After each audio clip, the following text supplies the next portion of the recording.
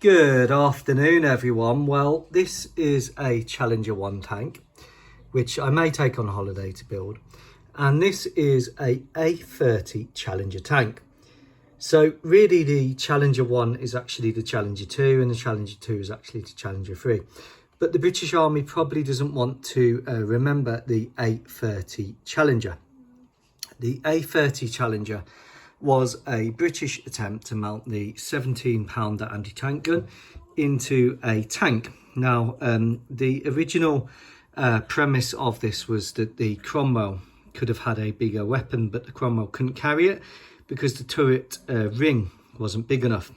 So this is the A-27M Cromwell, and as you can see, it's got 5 road wheels. And this is the A30 Challenger, and as you can see, it's got 6 road wheels. So it's got a longer hull than the A27, and it's got this big turret which was very lightly armoured, but it carried the famous 17-pounder anti-tank gun. In the end, they found that the Sherman Fireflies were easier to convert. However, this was a completely British design. Now, it was heavier than the Cromwell, being 32 tons to 34 tons, so apparently it needed special offloading equipment at the docks, which was frowned upon at the time. This is a Butler's printed model, PLA print. In hindsight, I'd have gone for the resin one, but this is very much an ancillary vehicle. Anyway, so this has ended up in the Malagasy Armed Forces after World War II, when they've got the Cromwells, and I've added the correct Normandy cowl on there, which stopped the exhaust fumes coming back in the turret and allowed crews to sit on the engine deck without getting burnt. Now, the Challenger, the A30, was used with the Cromwell units in northwest Europe, around 200 made by Birmingham Railway Carriage Works, I think. And the idea was it was fast. It was an extremely fast vehicle, and it was able to keep up with the Cromwells, which were way faster than the Shermans and other British tanks.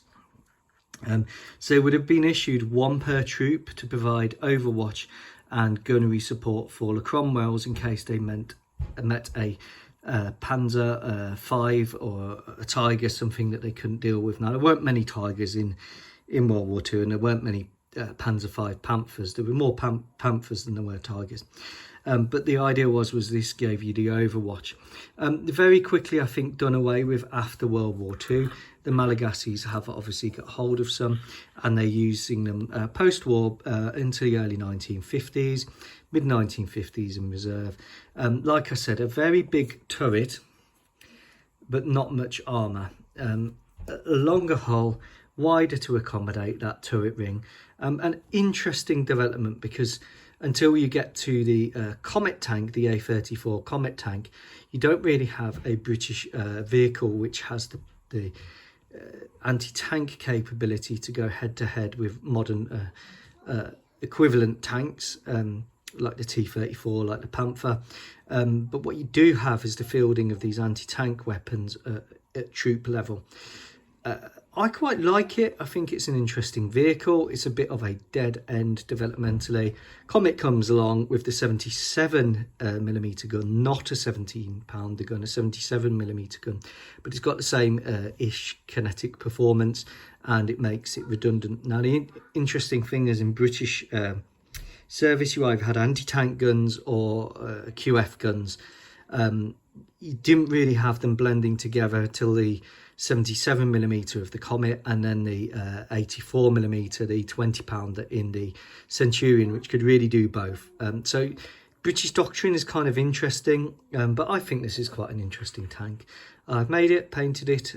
Credit to Butler's printed models. This is an armour fast one with a Flames of War cowl on it. Let me know if you've got any questions. So the A30, the original Challenger 1.